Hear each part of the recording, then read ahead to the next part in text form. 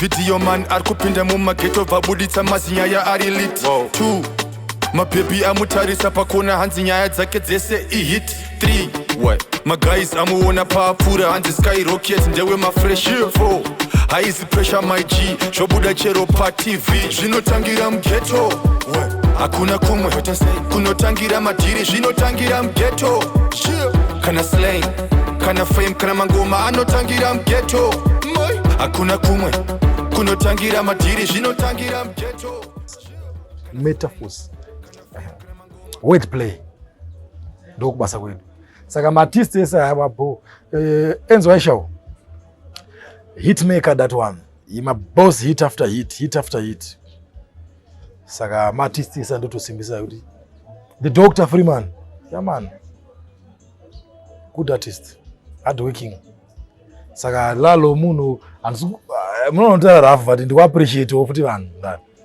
haisi rafu ndoto appreciate vanhu ndotitsimbisa vanhu ndoto say yes saka okay round dosa back kwa shure mchana ma sound ni mapasa tingati akacontribute say to the rounds of Zimda or of dance in uplifting yes pasa akacontribute because at that time vanhu vangasati vakabira nyatsondi explainera kuti teacher nyatsoitika baba time pasa sound ne mapasa alright ka sound man kuti uite pasa for ndolinga na boya man toenda pa bass pa drugs po haiwa ma speaker na boya man anditi in return budget dzake dombo rake mbrongo rake richatengwa ipapo pachi pasa kudzosa mari yake yaita nemari dzatapuwa isusu kuti tiuye kuzoperforma andikona manje kuti uyozoimba bozi Lalo futa imbere mari bozi maboya man ese wayo they have history vatoni respect kuti achitosvika pana bando zero kuti andoya zvine hunhu hausikushero Lalo ndepasa kanini hausikudza mwana mudiki kutodza futi munhu mukuru saka andosvika kuti Lalo ona chi handikuna pana ari pahiti narisi pahita pari ndinani ndini Lalo saka ndipe saka vaitoyotipo mari dzedu saka mapasa mudari akasimudza mangoma toto matenda because by that time kuti ite show musto that vanhu vakasati vakukabira dance vangasati vakwanisa kubhadhara mari pagedhi vasati vakukabira remember kuti mafans edance ongari mashoma mafans taicheya mafans nemasalad up until the death of Sungura ndopatazoona mamwe mafans azoya kudansawo anditi saka vanhu vaya kuti vakabirise manje vaibhadharira mari waya dzaikwenywa dzepungwe dzikwenywa dzesungura so tu akupe mari yachiyomba neyo ngori neka laptop akane microphone uri 1 tuna DJ wako dondupe mari yachi vairamba kuzongwa jera band round 15 but vakatanga kuti kabira through mapasa through performance vachinoti zvondonakidza zvinezvi kubva ipapo mapasa akacontribute kukabirisa mafans kuti vabudise mari muchino mapasa akacontribute kuti dance mafans maartist edu aite experience the performance aite engage with their fans love ne dance saka mapasa ndikunyepere mudara saka tikatokona kuti maboya man ndo ma first promoters eZimda. Thank you very much those gangsters ka mapurisa munoti those niggas akatise chingwa mumba banje zavetu tengeza tichingwa za vanhu andika crime iri kumdara ndika but even police it a crime because who police the police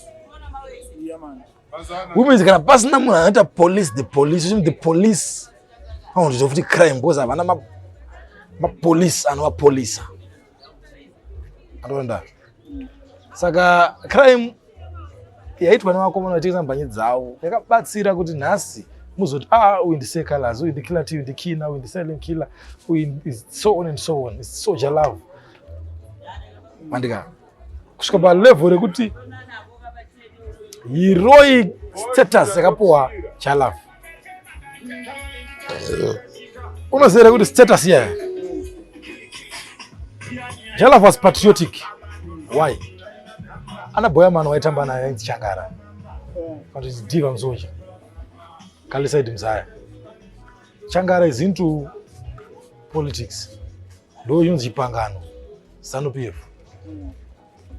Changara ndiye munhu aita kuti chalove imba masungu amugabe imba masungu elizwe andika ndazosaura akaimba mangoma elizwe kuzwa azoitwa munhu welizwe andika ndibhoya man akamitisa izvozvo svika nhasi akazonzi uri hero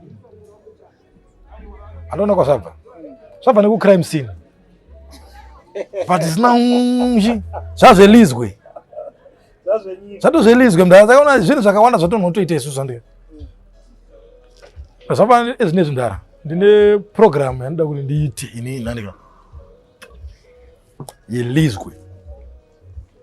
I want to do something for the nation andika especially I want to be the voice of the voice. I want to be like a poor people governor. Ndara, this must come by end of you know. I think it's the right time to do. I want to engage my artists and Matuka Rombari. Pane nyenda kanzonza ma hostel yada upkanya, ma flats. Kuno wako ma studio ni chisport. Ana sekala zela nation. Those were colonial flats. Kakare ma bashura. But magara ma families now. Abachakwana. Zvikunzi ada upkanywa awedzerwe. Tine mamwe ma flats akatotsva.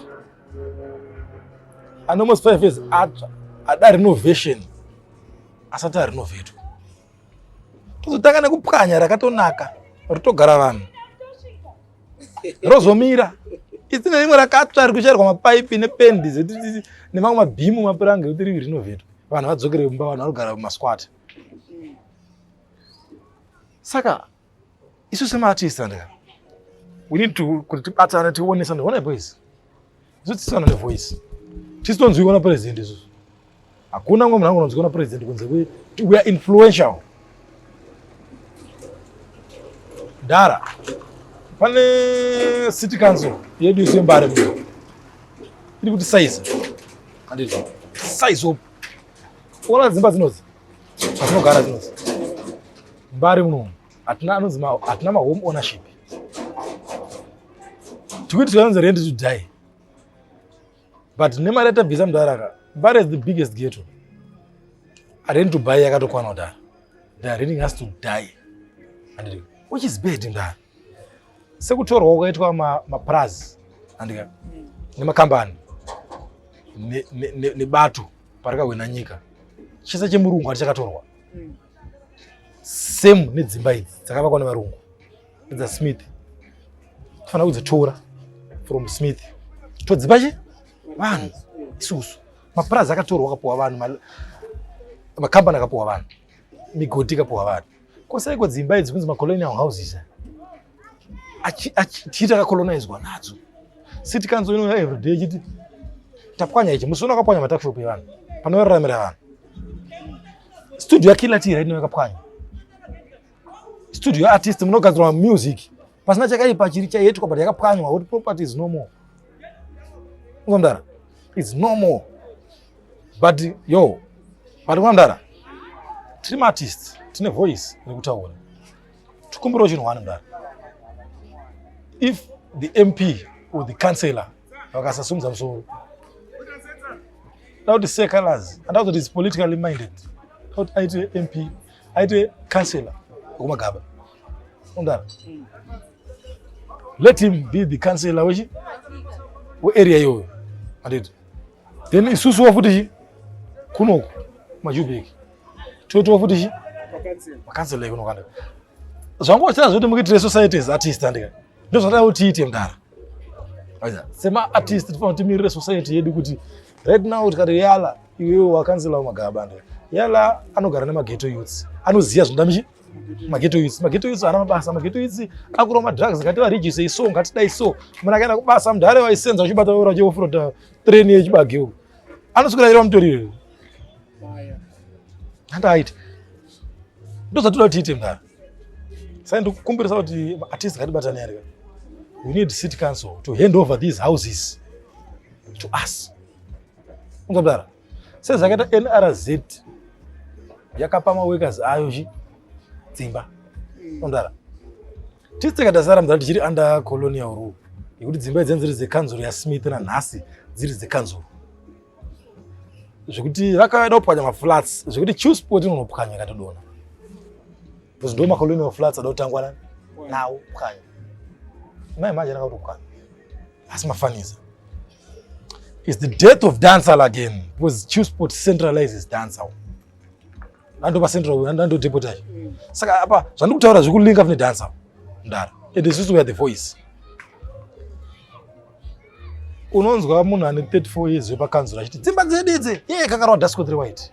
But you 34 years iwo dzimba dzina 8 years. Wakabaka une chidhina chako wana apa. Zvidhina zvarungu. Unodai. But mwana ane 34 years antu ane grade. Wakona mfano yakanzanze nemfano akapenga achi reverse grade achidonedza dzimba dzina mfano akapenga. Aite dzimba dzedu nemadhara kana Westcourt. Rubbish, nonsense. Dzavaita. Kuchipwanyira vanhu. Just because pamwe city council in a certain part yainobva so to fix a certain part if unotanga yabowa vanhu kuti vanhu vapandukire a certain part, which is bad in that. If you are doing your wars kana zviri panorwa nzou panokwara uswa tada kuti nzou dzadzirwire mumuti kana mumhepo dzisakwadze uswa. So we as artists we need kuti kana muchida dansawo ndoda kuti maartist enyu ange aine bekugara, ange aine chimbare changu chitoro cheche. We need also kuti taure kuti MP defend the people, councillor defend the people. Vakazvitadza aiwa tinaona influential. I'm appealing to the artists, let's be the voice. Dancehall and soca unites the people. It brings people together. And it's only dancehall which can bring 10,000 people together in happiness. Pasina forceful kunzwa kunoko. Pasina manikizo. Anoziya. It's only music and sport. It unites the people. And so we don't want to divide the people. So and kuti isusu letter to the president. Please, we need title deeds. Ini ndakamirira ma-artists anogara kumbari nevanhu anogara kumbari. Nyango takashoreka, nyango tidzidzire madrugs, nyango chii. But for the love of music, studio afana upwanya. Pwanya studio, never. City Council, what they are doing it to fix another party. Saka, I think that out of my side with the president, for the love of dancehall, for the love of the youths. My youths are jamuguta sete my drugs, for the love of them. Aramza my drugs, they love my youths and in Nepal no garo futi. If you have love for them, that same love yamugu show kwa misa anti-drug what. You must have anti-kupukanyirwa.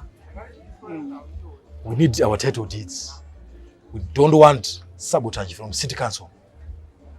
Okay.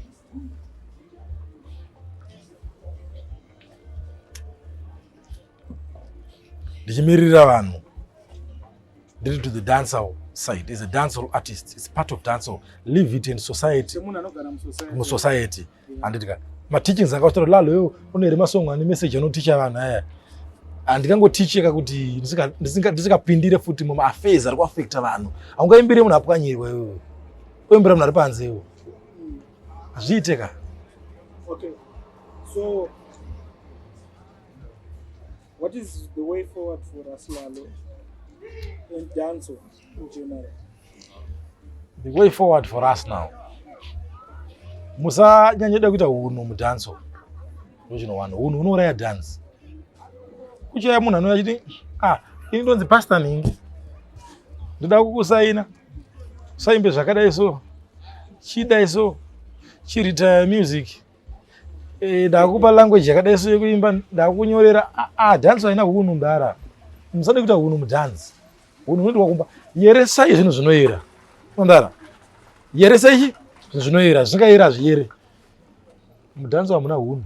But hunhu ukaiswa mudance, dance is going to die. Muswa munogesa hunhu chete. Muswa munesa language barrier. The way we express our thing. Tika limit to expression. How we feel. how we see it, because what we sing is what we see.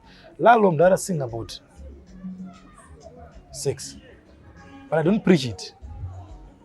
And if I'm to preach it, I encourage everyone to do safe sex.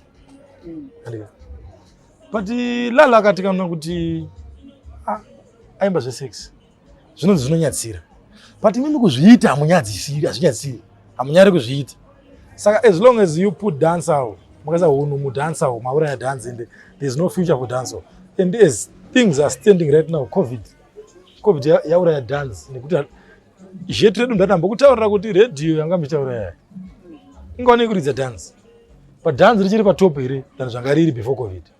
Raisimbiswa nekuenda kumashows, but right now kusina mashows. Wow.